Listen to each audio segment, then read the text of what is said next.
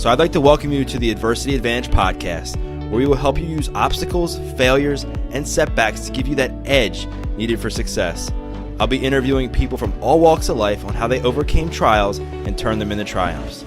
So please sit back, relax, and get ready to be absolutely blown away by some of the wisdom and stories you're about to hear. Welcome back to another episode of the Adversity Advantage. I'm your host, Doug Bopst, and today's guest is someone who has an incredible story of entrepreneurship and just really using her passion for food and helping the environment be a better place to have created something extremely special. I am here with Anya Fernald, and she is the co-founder and CEO of Belcampo. Belcampo operates 27,000 acres of organic farmland in California and processes its own livestock for sale in its own butcher shops and restaurants. Anya has 2 decades of leadership and entrepreneurship experience in high-quality, organic, and premium foods. She has been recognized as one of Inc. magazine's 100 female founders, one of the 40 under 40 by Food and Wine, named a Nifty 50 by the New York Times, and has been profiled in the New Yorker and the New York Times, and has served as a regular judge on Iron Chef America on the Food Network since 2009. Anya's debut cookbook, Home Cooked, was released in 2016 with 10 Speed Press. So Anya, thank you so much for coming on. Thanks for having me. Yeah, so one of the things I wanted to ask you about was, obviously your background is in food, and you've been obviously very fortunate to be on Food Network's Iron Chef. Would you say, if you could name it, like your favorite chef that you were like alongside judging with? Because I used to watch that show all the time. Yeah, I mean, I'd say from just the elegance of the food, Morimoto was amazing. I always loved Morimoto. When I did Next Iron Chef, my favorite was probably Dominique Crenn, who has since gone on to start Atelier Crenn and become one of the first like female 3-star Michelins out there. She's amazing. And then I'd say probably from like the regular recurring Iron Chef crew, the one that I vibe with the most would be Michael Simon. He's awesome. His food is great and earthy also Bobby Flay, his food is always sort of, he does it one particular style, but it's very, very clean and well executed. But, that food at Iron Chef, okay, they have that limited amount of time, and they really do it in that amount of time. But the tricks that they use is a lot of sous vide. So I personally, people ask me like, how amazing that you get to eat all that food. And I'm like, it takes me like 3 days to recover, because a lot of that sous vide food, there's just tons of plastic in it. Because it's actually cooked in plastic for low and slow for a really long time. And I am not crazy about that in my body. So I was like, initially I would eat the whole thing. And then after a while, I started to just have little bits of it, because I found that like I could feel it in my body, like all that kind of heavy plastic, because the sous vide, it just changes things.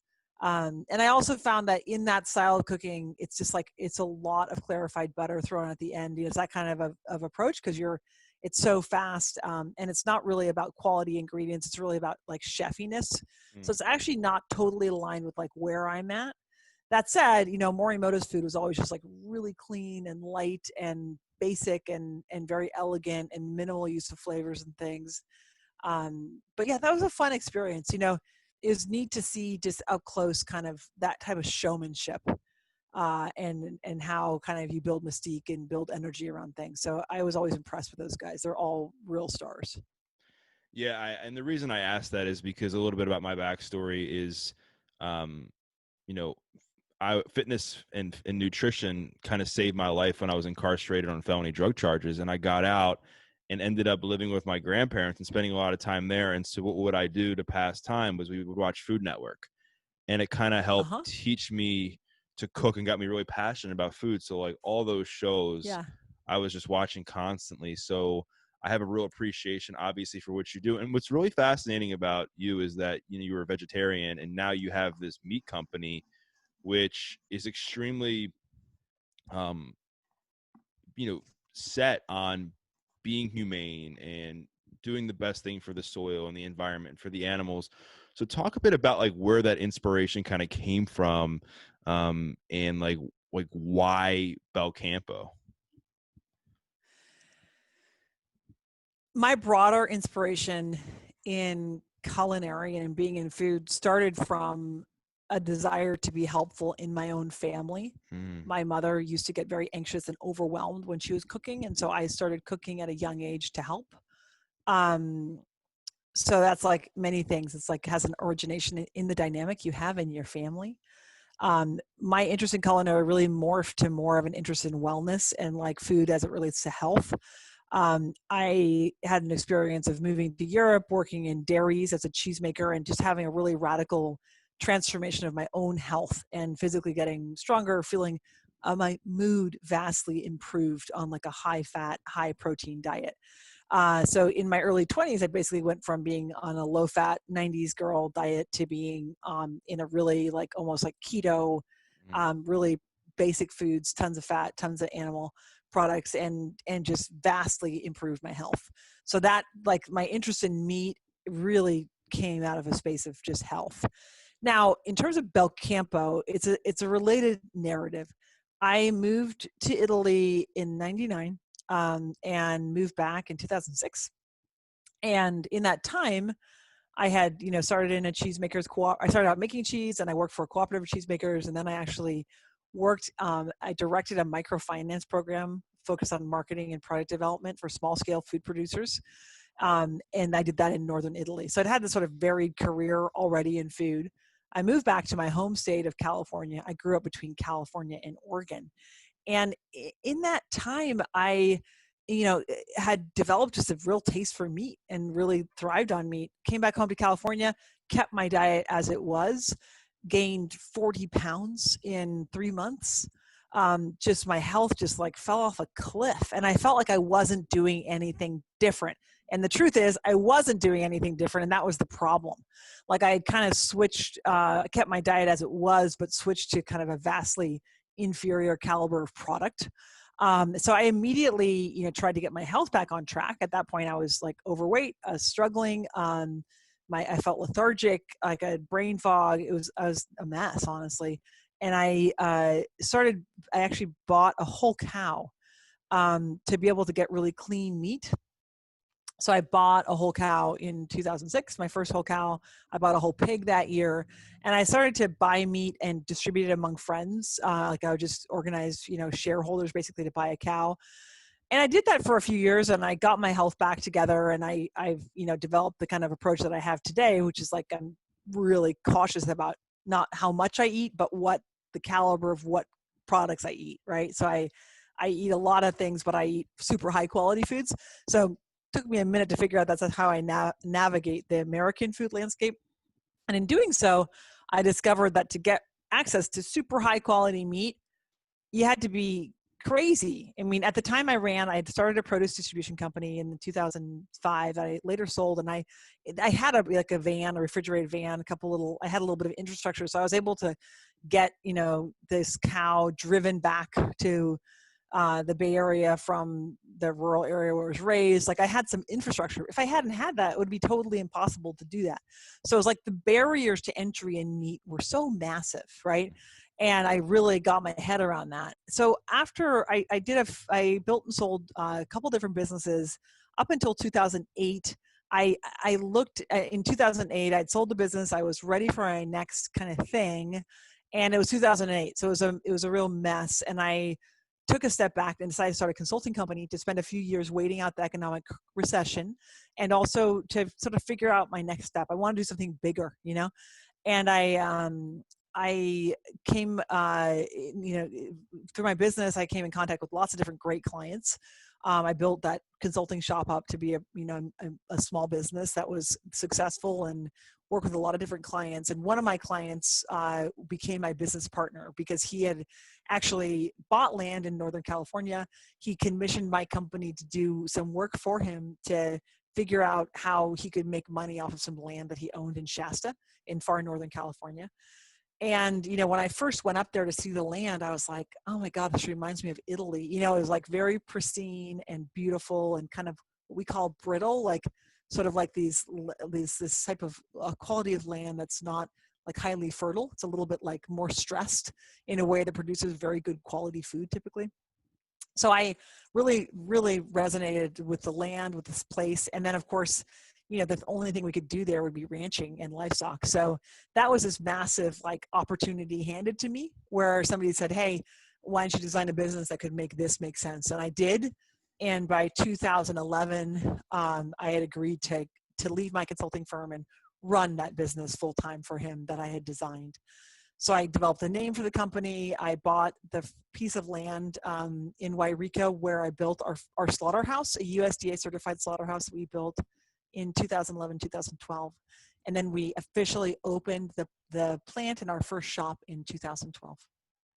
That's amazing. And, to hear stories like this, it's incredible, especially because given your background in the culinary business, and then also just somebody who probably you were exposed to a lot of the factory farming, right, and traditional agriculture.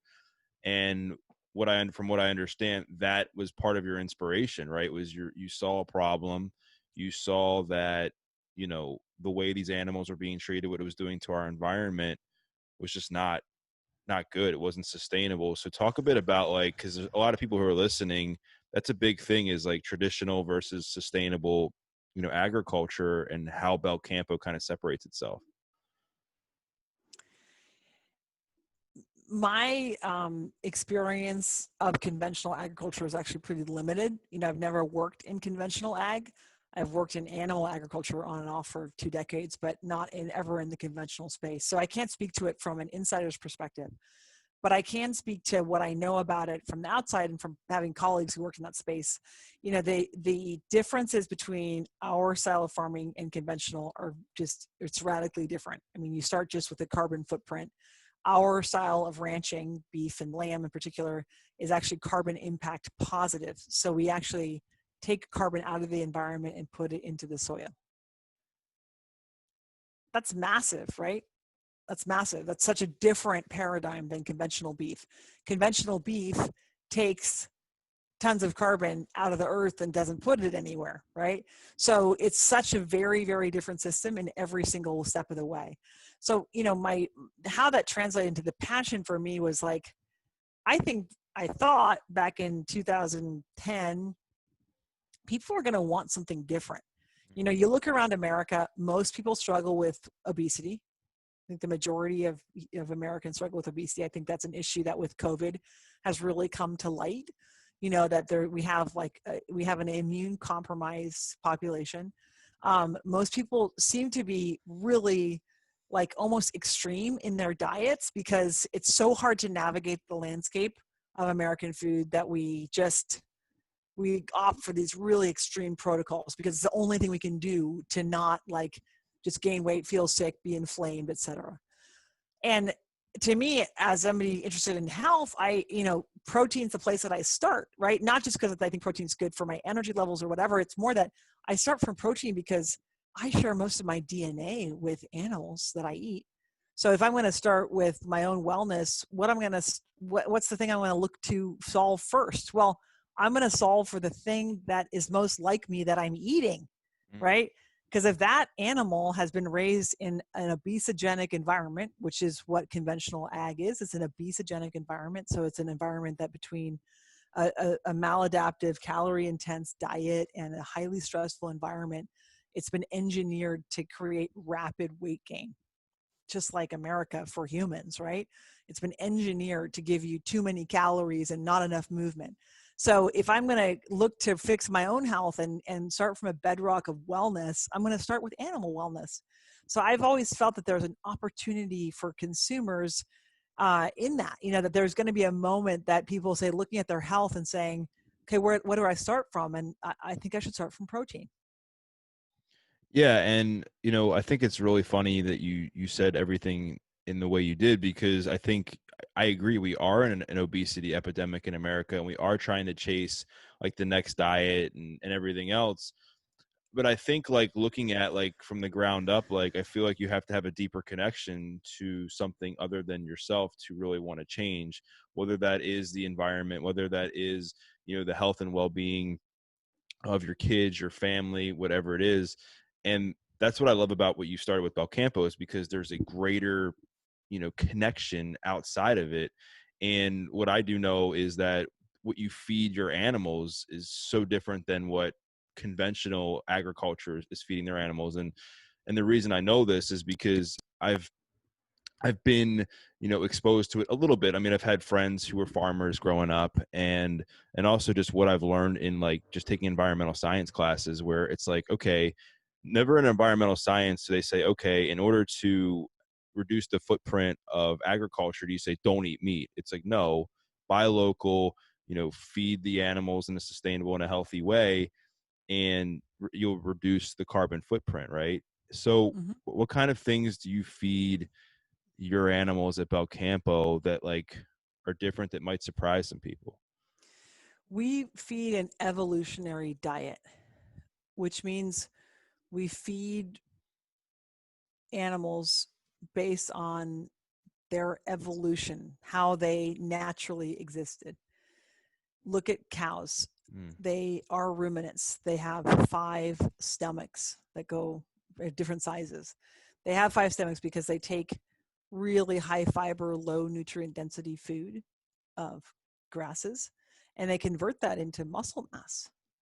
You or I would get really sick if we tried to eat grass because we're monogastric. We only have one stomach.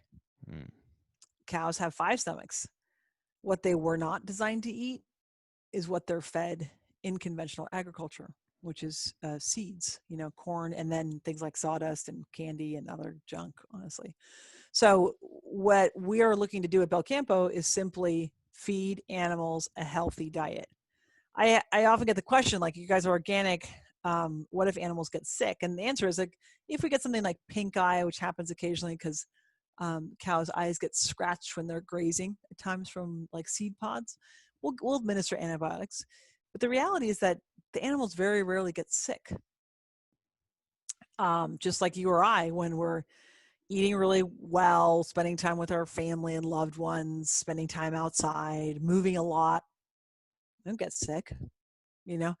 And that's typical for the animals that we raise, right? So we're looking to create an evolutionary diet, natural and free range. Animals get a lot of exercise.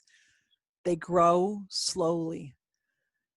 So an example of our chickens take about 8 to 10 weeks to come to weight for harvest. In conventional agriculture, it's 2.5 weeks. So we're between 4 and 5 times as long of a lifespan to achieve the exact same weight. So what's happening there? Like, what's happening? How can you make something go 5 times as fast? Think about that. Like, if you saw one child that grew to be, 6 feet tall, instead of getting to 6 feet tall when he's 16, he got there when he was 2. That's like the equivalent, right? Or 3. That'd be crazy. You'd say that something's really wrong with that 3-year-old. That's not going to be a healthy person, right? That's what we do in animal ag. We put the animals on this very, very rapid trajectory of growth. So what we do that's different is we slow things down. We practice regenerative agriculture. We use the animals in low density. We move them around the pastures. We actually sequester carbon in the soil, and we keep the animals on effectively an evolutionary protocol. So eating a mix of primarily grasses, occasionally with seed pods or other things in them, but really they're out at pasture eating natural grasses, moving around. In the case of our beef, it takes about 24 to 26 months to come to a full maturity. And conventional agriculture, it's 16 months to get a beef to the full weight. So just again, look at that. It's effectively an obesity conditioned environment. You're putting them on a fast track to rapid puberty, rapid weight gain, and then their process after that. So I look at the kind of marketing ways to say it's like the way it should be or the way it used to be, but it's really, to me, it's like the ethical thing. It's the ethical thing to do. It's put animals that you're going to be eating into a environment where they're super healthy and they can have exercise, light, fresh water, and natural food. It's what we should be doing. Yeah, and I admire you for doing that, because I know it takes a lot more work, a lot more patience, and probably like even like longer to see some financial success, because it's not mass production. Things aren't happening overnight. And I think as Americans, that's what we want, right? Like we want things to happen as fast as they can and to be able to make the most amount of money as possible in the shortest amount of time.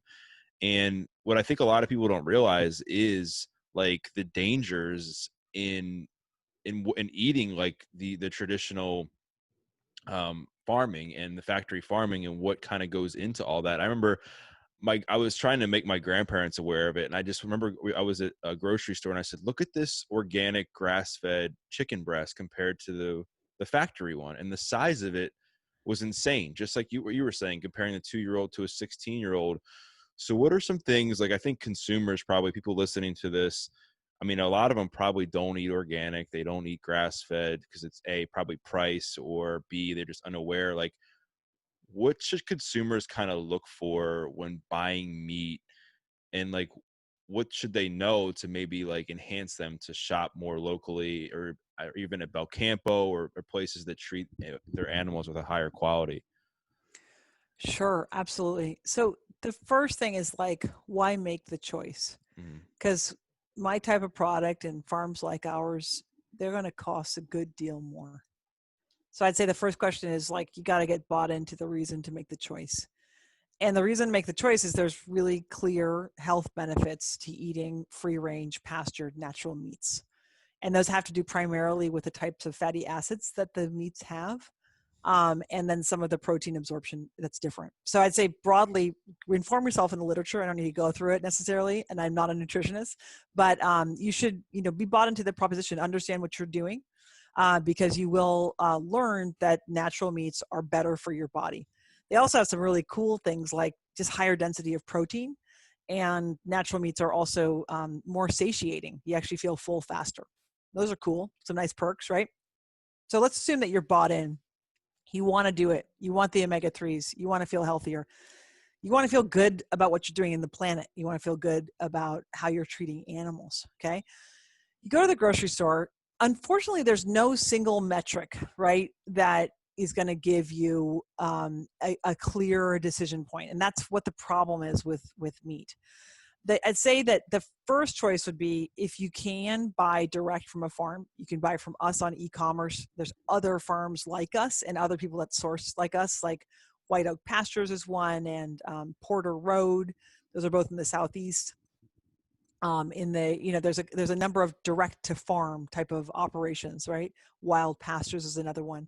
Go to belcampo.com, of course. Like, there's a number of places you can buy direct through the postal service or FedEx.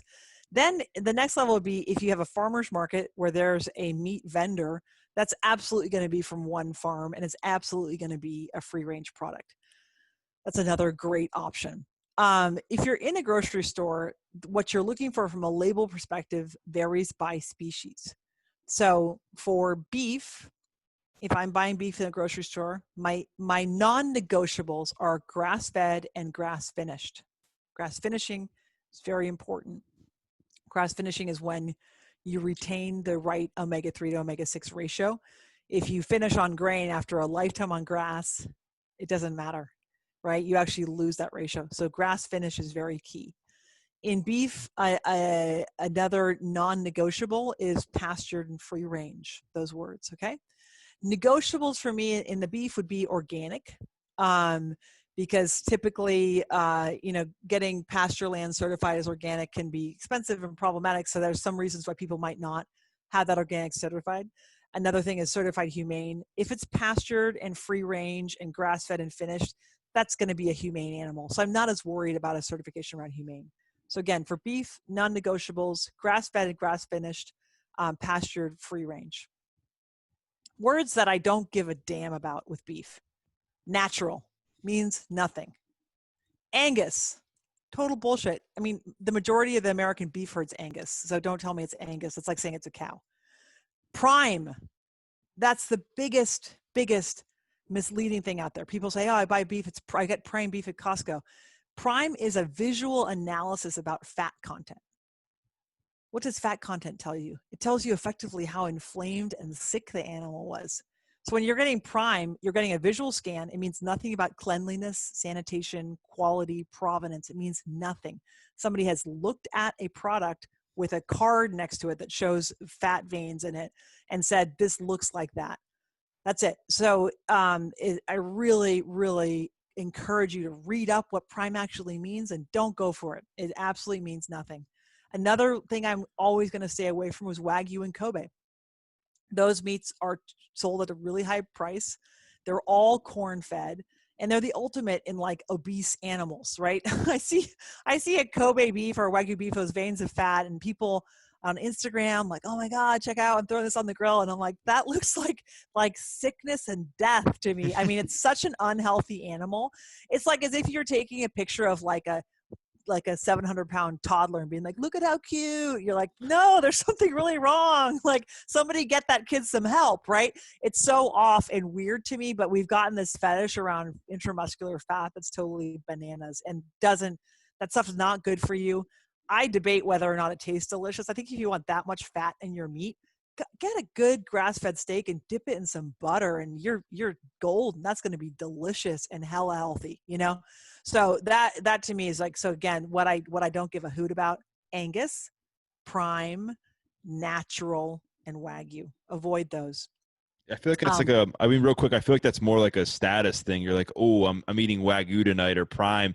And Yeah. I'm not saying that I'm not guilty of it, because it was just funny. I was telling my grandparents the other day, I was like, wow, I got like prime cuts of like filet on sale. But now, like, hearing you say that, it's totally even changed my perspective as somebody who does. I mean, I eat a lot of grass-fed beef. Like, that's like, I've been eating grass-fed beef for probably like 5 or 6 years when I first started hearing about the benefits and the omega-3 content Mm-hmm. and the way that your body processes it. But just even like what you said, it's inspiring me even more to take a closer look. And you're right, like the Angus and all the other natural, like the marketing, it's kind of like gluten-free chicken. Like, I hope the chicken's gluten-free, Hell right? Like, yeah. you know what I mean? Yeah, I know. Absolutely. Fat-free water. You're like, Yeah. what? Yeah. Yeah, no, that's totally one of those. It's like when big industry starts to use a claim, you're like, you got to always question it, you know, because they're probably just trying to get credit for something that they're already doing. So beef is, fortunately, you can get pretty decent beef in most grocery stores now. At least, I mean, even like your Kroger's and everybody, they're going to have a frozen grass-fed and finished product available, if nothing else. So that's a pretty easy one to win at.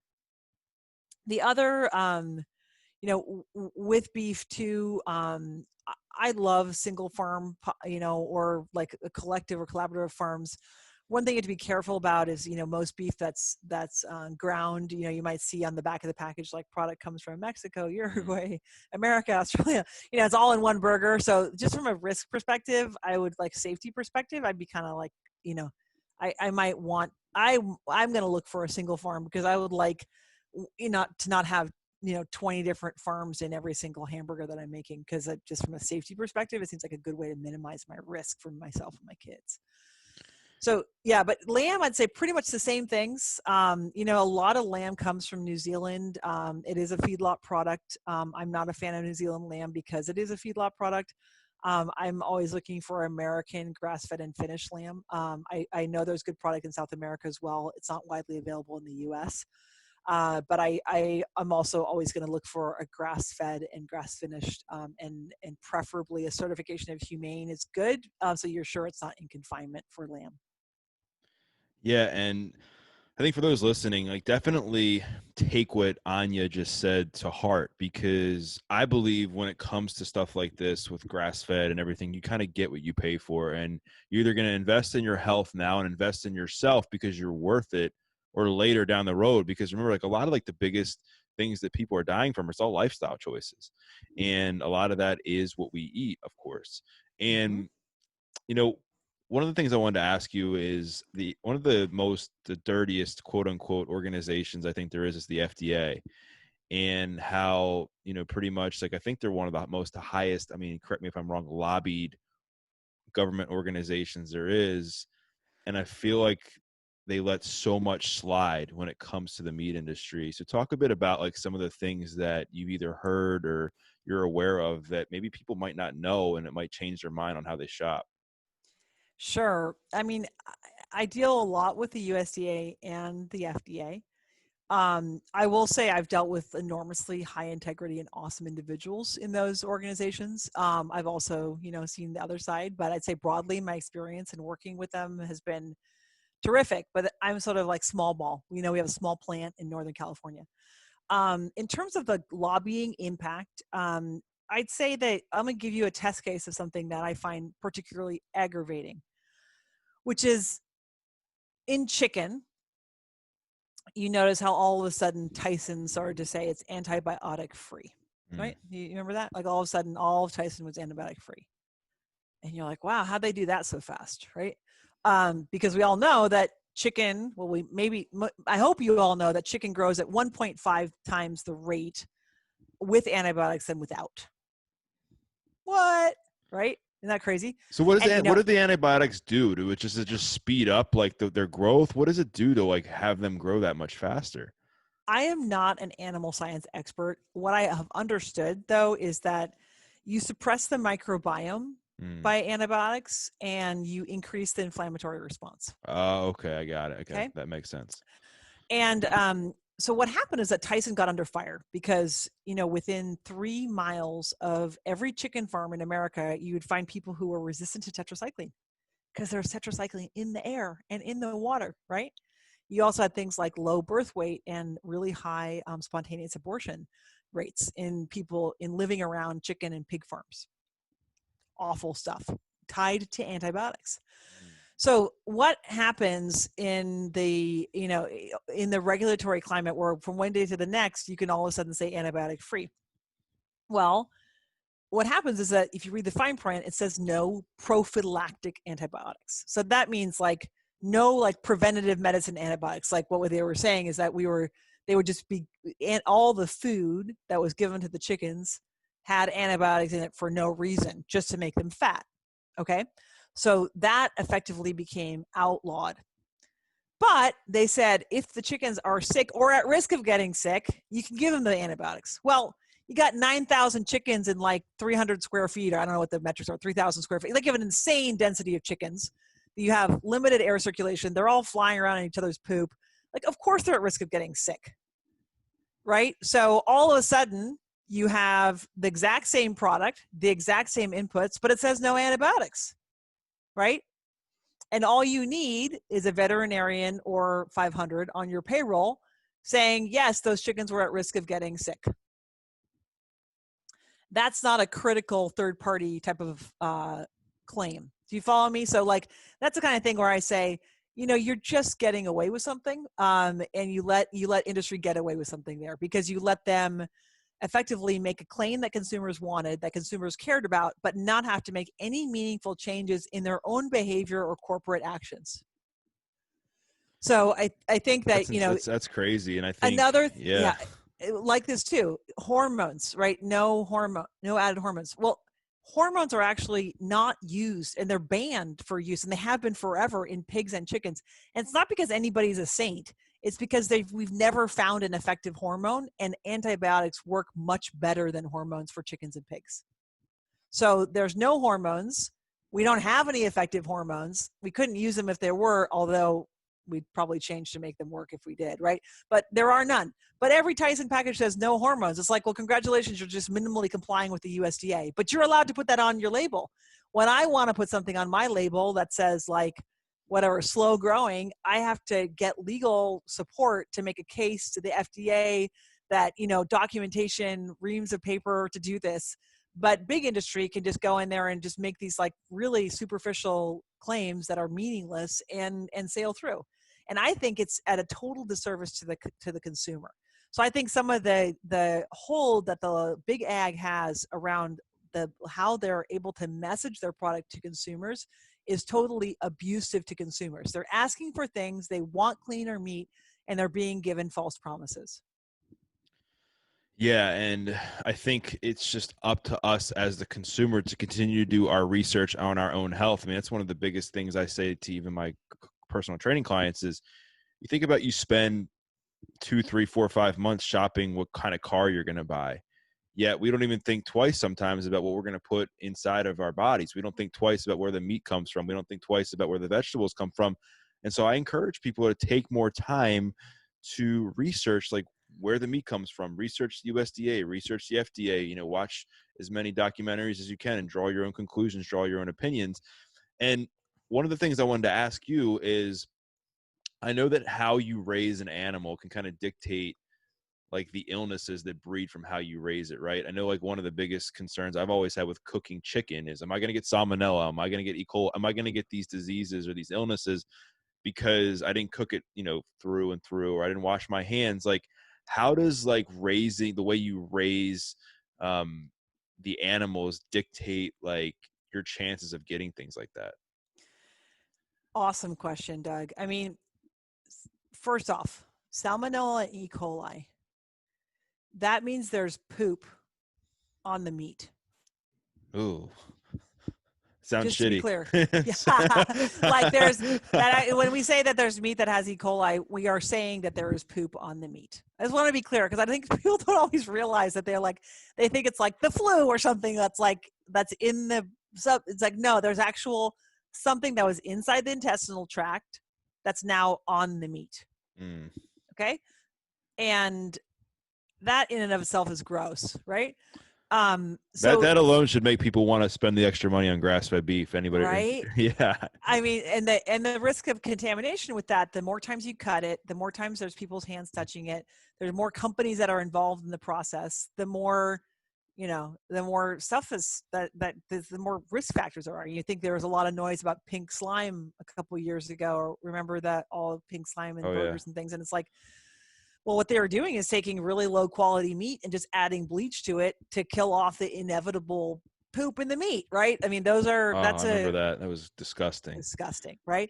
But so when you're saying, what do I do to limit my exposure to E. coli? I ask you, Doug, like, don't you think as an American, it's your right if you'd like to buy meat without poop on it? Like, of course. Wouldn't that be awesome? Like that you could just say, hey, I choose to have meat that I do not have to overcook to kill the pathogens. Right. And I think like to follow up to that, I think a lot of Americans and a lot of people in general, I think it's black or white. They're like, oh, like I see all these dangers of meat and what they're doing. So that means all meat's bad or all chicken's bad or all this. They don't know about companies like Belcampo. And what it's really fascinating about you, and I want to give you some major credit, is you've taken a major problem and you've given a great solution. You've taken something that you saw there was something that wasn't around, and now you've created it for yourself and your company. And we'll talk about it in a little bit on how you're now seeing a lot of success from it. But, you know, continue on like what you're talking about with like the consumer and like poop on the meat, like, and how like we can kind of change that with buying grass-fed meat. Absolutely. So when is that likely to happen, right? It's likely to happen when people are moving really quickly and when you have sick animals.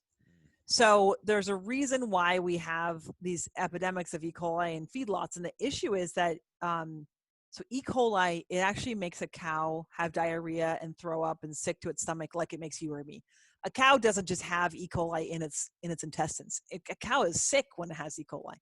So when you have cows that are being fed corn, and so they're inflamed, they're sick, they feel terrible, right? And they're more prone to getting sick in that time. Okay. So when you have animals on a maladaptive diet, it's the same thing as if you were to eat just Fritos for 2 months, how much more likely would you be to contract a flu or catch a virus from somebody that you're sitting next to on the bus, right? You're obviously, when your immune system's suppressed because of poor diet choices, lack of movement, et cetera, you're going to get sick then. So you put these animals, you suppress their immune system, you give them antibiotics to kind of prop them up. They're more likely to get sick. So those feedlot animals are much more likely to have E. coli in their guts. So there's risk factor number one. Risk factor number two is when you're moving these large slaughterhouses and large operations, you have animals in close confinement. You have lots of speedy slaughter and speedy processing, really, really highly mechanized as well. I think we all are really aware of what COVID surfaced for us in terms of the meat supply crisis. I personally was pretty horrified reading about some of those operations, what those looked like on the inside, like what was happening in those meat plants, why those workers all got so sick. It's like they were like cheek by jowl, moving fast, running around, no like very, very difficult environment to control because there was so much motion. Things are happening so fast and they're so crowded. That's what slaughterhouses are like. That doesn't seem to me, from what I read about those plants during the crisis, like a great place to have a detail-oriented, clean operation. They're hectic, they're fast, they're pushing huge volumes of product out. So, these plants, like our plant, we kill on a big beef day, we kill 60 cows. A big plant will kill 600 cows in an hour. Holy moly. Wow. Okay. Yeah. So you're talking just vastly sped up mechanized operations. So those are two things. It's like, first way to control E. coli, don't have sick cows. Second way to control E. coli, be really careful and go slow when you kill them. And those are both things that in big industry, we do the opposite. Now, I want to point it out though. What has big industry done in beef and in meat? It's so cheap. Like they've done we asked in America, we love cheap meat. We love barbecues. We love piles of meat. Like it's this American, obsession. And so the industry did a good job at doing what we as consumers asked them. We're like, we want more of this stuff. We love meat. And they were like, we got you. Here it is, $1.99 a pound for all this stuff. But there's a cost to that. Obviously, there's no such thing as a free lunch. And I don't think that Americans are broadly like hip to what they're paying for. Like we're paying for it in compromised food safety. We're paying for it in poor health outcomes for ourselves. We're paying for it in planetary destruction. When we're paying for it in just like, I think energetically, vast numbers of animals that are being, tortured and hurt, right? So that's a big cost that we carry as humans. But there is another side to it, which is that the product's also extremely cheap. Yeah. Right? And it's funny you say that. And like, I love my grandparents to death. And if they're listening to this, I'm sorry, but they will buy meat from Sam's Club. I don't know if you're familiar with it. It's here. It's like a lower grade Costco. Yeah. I'm totally familiar. Right. Of course. And the meat, it's super cheap. And there's been times on multiple occasions where they've had to return the meat because it was so shitty. Like the quality was so bad. And I'm like, when you have to return meat, you probably shouldn't be buying that kind of meat. And I mean, it's just, to me, I've never had to return meat. And I'm not saying it's because I've only bought grass fed, but I'm just like, you get to a point where you're like, all right, if you're paying $1.99 a pound for meat that, grass fed and raised properly is $10.99, I'm just making this up. That means you're theoretically eating meat that's 10 times less healthy than the above. And I'm not talking about calories. I'm just talking about what it does for your body. And doing the research on like what it can do in the longevity of your health, how it can cause cancer, how it can increase your risk of heart disease, all these things. And the meat isn't bad. It's the way it's raised that's bad, just like anything else, right? There's not just a one size fits all approach. So, when it comes to Belcampo, I know you have built a company that is founded on some high standards, great values. And because of that, we've hit a lot of, obviously adversity now during COVID, and you've been able to pivot in a very profound and really inspirational way with being in the restaurant business, right? I mean, restaurants have been getting crushed. Like some of my most favorite restaurants locally have been shut down because of COVID. So talk about how you've pivoted Belcampo more in the online space, how you've seen success with it. I mean, I saw, I got a care package today that came within a few days, and how, this is really like reshaping, the industry. Yeah, COVID's actually been amazing for our business. And we have started to sell a lot on e-commerce. I think we built some customer relationships that are going to grow, and we're investing now heavily in e-commerce to build that. I think there's a huge opportunity to get people clean meat right to their homes, especially since I think a lot of people have ordered stuff that they never thought they'd order. I'm among them. Like I'm buying direct from brands I've loved and just never even knew they had a website, So that's been great. And then in our restaurants, we've also really increased our volumes, surprisingly, in COVID. We actually are up about 30% against pre-COVID, which is insane, like very different from the rest of the industry. And that's been just incredible luck in having, some tech platforms that were really ready to go. But I also think having a product that's really health aligned and health supportive has been super helpful for us in terms of keeping our customers engaged in this time. We sell a lot of bone broth, a lot of grass-fed hamburgers. I think people, when they're during COVID, they were like, they're kind of paying attention to health and immunity, so I think that the product mix that we offer was appealing. Now we have had to shut down 3 restaurants, some of them potentially permanently, because they're in enclosed malls and we just don't see a future, so it's not like it's been all roses, and it's been a hell of a ride, just like in terms of the supply chain and pivoting and getting things working. But broadly, I'd say it's been a really positive experience, and I think it's moved the consumer down a path that can help brands like mine survive. It's not a given that we're going to survive and thrive. We've got to grow. We have to bring our farm to scale. Like, there's a lot ahead of me. But having this sort of moment where a lot of consumers woke up to how bad the system is that they're buying from, I think is going to be, in retrospect, like the turning point for Belcampo. Yeah, and you're right. I think people are now buying things they never thought, you're right, that they would buy online. Like even things like toilet paper and like who would have thought, like most people, like they like going in the stores and getting stuff like, aside from toiletries, but they like going down the meat aisle and looking at the meat, and they like, getting their, different milks and their different vegetables. And now it's like the grocery stores are pretty much, they're almost like scarce, right? There's people in there, but not like it used to be. And it's just really funny to see that, like, now with the increased awareness on health and immunity, that health conscious companies like yours are going to thrive, because now people are more cognizant of it. They're like, wow, like I want to make sure that my risk for getting these viruses is substantially lower than, other people. So I got to change the way I eat. So where is like kind of Belcampo going in the future? Like what is this pivot doing? Are you guys going to be mainly focused on like your business online with delivery, like in being more sustainable that way? Like what's it look like? We're looking at really building our e-commerce more. We are, our restaurants, we're delivering a lot of raw meat as well, because we also have butcher shops. So we do a lot more raw meat delivery. We have an app with delivery in it. So people have been ordering a lot of like chickens and eggs and things like that delivered to their homes. So that's been huge for us. We're also beginning to open a few channels through grocery. So we currently sell in Erewhon markets in Southern California, and I'm adding right now Met Market in Seattle and then Nugget Market in Northern California. So we're adding a few grocery partners.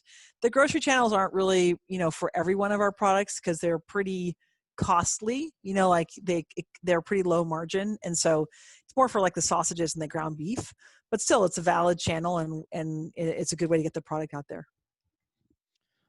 That's amazing. And you should be super proud of yourself for all that you've accomplished. So, because, it'd be easy to kind of quit and shut down, because, obviously the restaurant industry has really taken a hurt during COVID. I mean, with obviously not being able to open and not being able to have people inside. And you've kind of used this to be like, all right, even though some of my restaurants might not ever open up again, I'm going to pivot and change my perspective and really shift the industry hard into like e-commerce, and being like, okay, if they can't eat my restaurant, I will bring the food to them. I will make sure that, my mission and purpose of helping people eat more sustainably goes on, because I'll make it more easily accessible to them. Right. And so the last question I want to ask you is, I have a lot of people who listen to this that are entrepreneurs, they're young and they want to start a business. And I know you've obviously, and I'm not going to say you've really figured it out, because we never really figure it out, quote unquote, but we definitely learn a lot of lessons along the way. What would be like a piece of advice or two you would give to somebody if they were thinking about starting a business? What do you think about that? I'd say don't rush into partnership.